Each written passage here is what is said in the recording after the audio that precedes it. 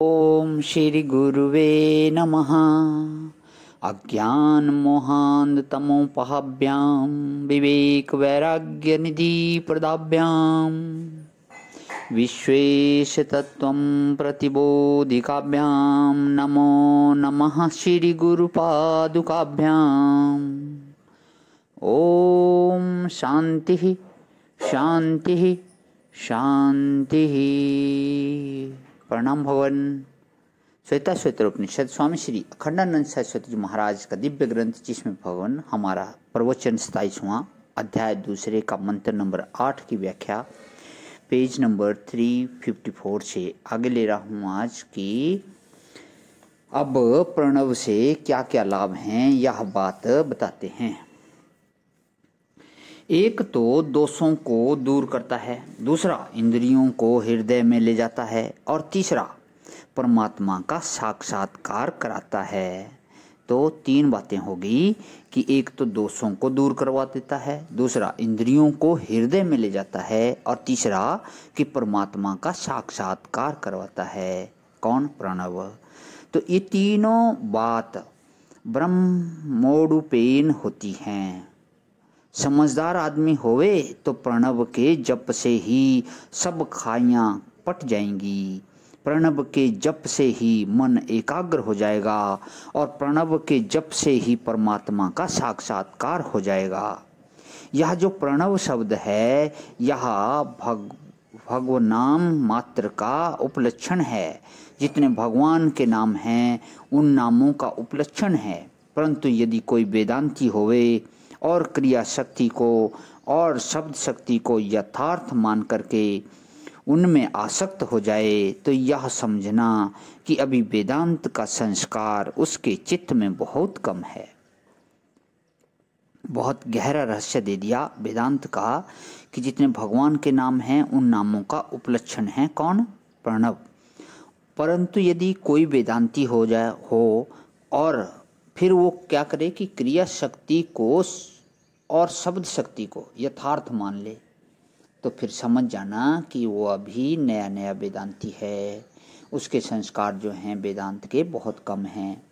क्या शब्द शक्ति और क्या क्रिया शक्ति और क्या द्रव्य शक्ति ये जो होती हैं ये अध्यारोपित न्याय से होती हैं। और अध्यारोपित न्याय से जब होती हैं तब भगवान के सर्व नाम की शक्ति और सर्व क्रिया की शक्ति और सर्व रूप की उपासना की शक्ति में कोई भेद नहीं किया जाता।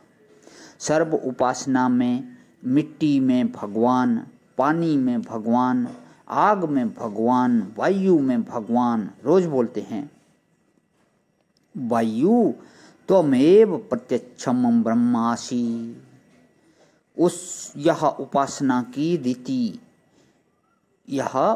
की रीति है। तो जैसे वायु त्वमेव प्रत्यक्षम ब्रह्मासि, ऐसे इसी प्रकार प्रणव त्वमेव प्रत्यक्ष ब्रह्मासि, राम त्वमेव प्रत्यक्षम ब्रह्मासि, कृष्ण त्वमेव प्रत्यक्षम ब्रह्मासि।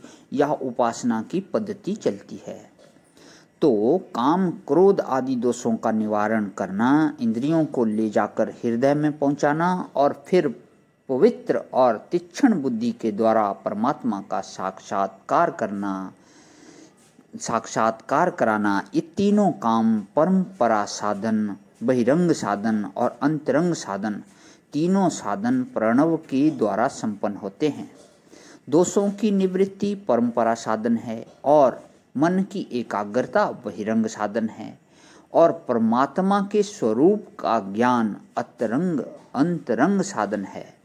और स्वयं प्रणव जो है जब महावाक्य का बोधक हो जाता है तब वह साक्षात साधन हो जाता है। परंपरा साधन, बहिरंग साधन, अंतरंग साधन और साक्षात साधन, इन चारों में भगवान का नाम चलता है। अब ध्यान की बात ही सुनाते हैं, क्योंकि ज्ञान की बात तो सब समय जान लेते हैं।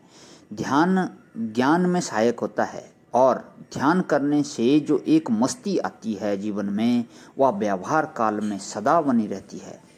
जो विवेकी हो तो हो लेकिन ध्यान न करे तो जब वह व्यवहार में पड़ेगा तो जल्दी जल्दी चिड़चिड़ा जाएगा, घबरा जाएगा, उसकी मस्ती चली जाएगी। विवेक बहुत होने पर भी जब उसको व्यवहार में उतरना पड़ेगा तब व्यवहार काल में उसमें दैन्य आ जाएगा, हीनता आ जाएगी। और ध्यान करने वाला यदि होगा तो वह चिड़चिड़ाएगा, न घबराएगा और न वह दीनहीन होगा, बल्कि उसकी मस्ती हमेशा बनी रहेगी।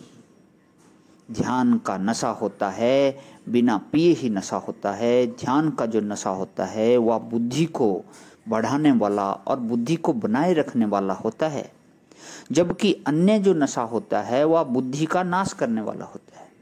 और अन्य नशा उतर जाने पर सुस्ती आ जाती है और ध्यान का नशा उतरने पर शांति आती है। और जब तक यह जागता रहता है तब तक मनुष्य जगमगाता रहता है। ध्यान के नशे में चमक है, चमक। प्रणाम भगवान। आज ही विराम। ओम शांति शांति शांति। प्रणाम भगवान।